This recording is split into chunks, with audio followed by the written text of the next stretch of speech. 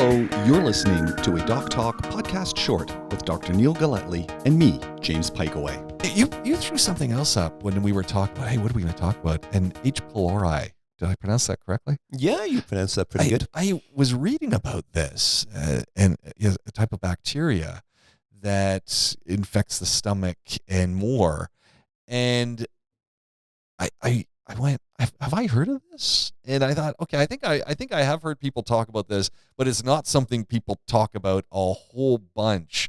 And when I started reading what some of the common causes of things are and how, H. pylori can be associated with it, I kind of went, wow, this, a light went on and said, why don't we talk more about this stuff? You want to walk us through what I'm talking about here? Yeah, sure. Listen, James, come and hang out in gastroenterology. I think I need to. Because we talk about this stuff all the time already.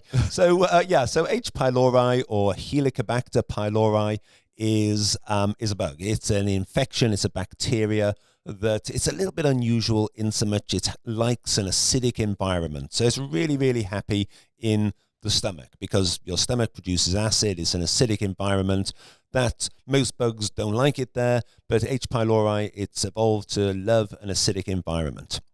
So this is a bug that it's a really, really common bug.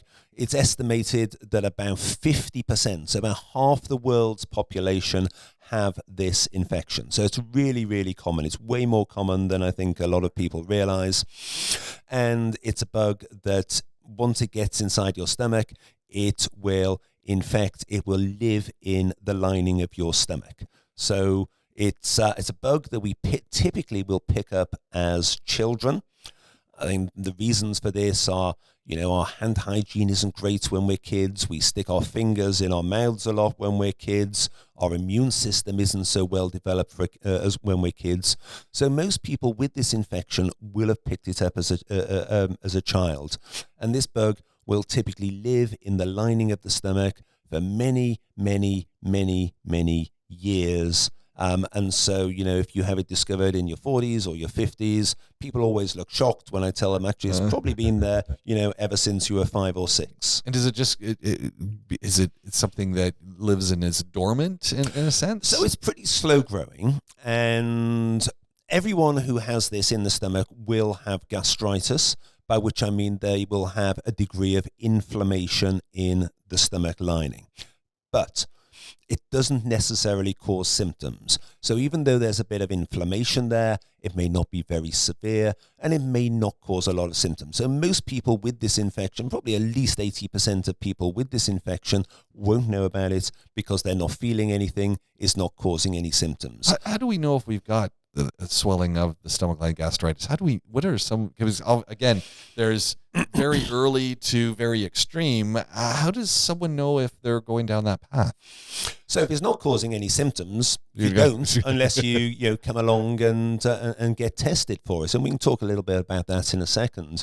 But sometimes it can start causing symptoms. It can start causing a bit of discomfort in the top of the abdomen after we eat, or a bit of burning, or sometimes a bit of nausea, or also sometimes a bit of gassiness, a bit of burping, and so on. It can often cause pretty vague symptoms if it's going to cause symptoms. It could, again, be something else. Yeah, exactly.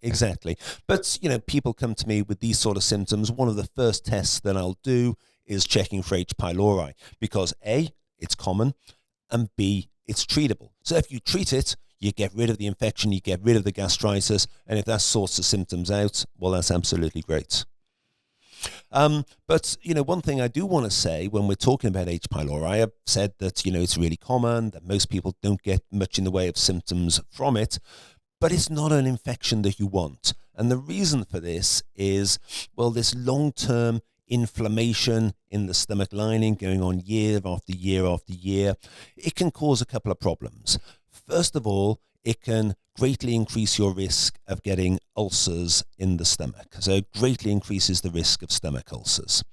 It can also, this low-grade inflammation year after year after year, it can start damaging the cells in the lining of the stomach. And once these cells start getting damaged, they can start changing, and you can start getting precancerous or even cancerous changes. So H. pylori infection is a recognized risk factor for stomach cancer. Now, it's a common bug. The vast majority of people with H. pylori, of course, won't get stomach cancer, but a lot of people with stomach cancer, you'll find out, had H. pylori. All right. How do you test for it? Is it just a common blood test? Nope. So you can do a blood test for checking for H. pylori, but it's not the best way of checking for it. And probably one of the reasons why it's not the best test is it won't tell you if you have an active infection. It won't tell you if you still have H. pylori infection. The blood test will tell you if your body has ever been exposed to H. pylori, but it won't tell you if it's still there or not. So most gastroenterologists would prefer to do tests of what we would call active infection, i.e. checks if the H. pylori is still there. And there's a couple of pretty simple things we can do.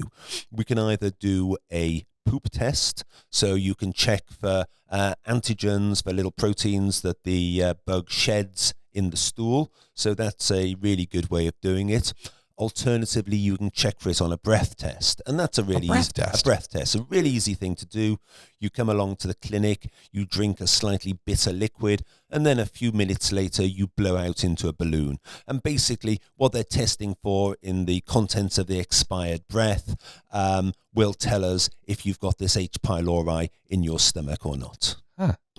And when you're anecdotally, when you're doing this, you said that maybe 50% of people could have at some point had H. pylori.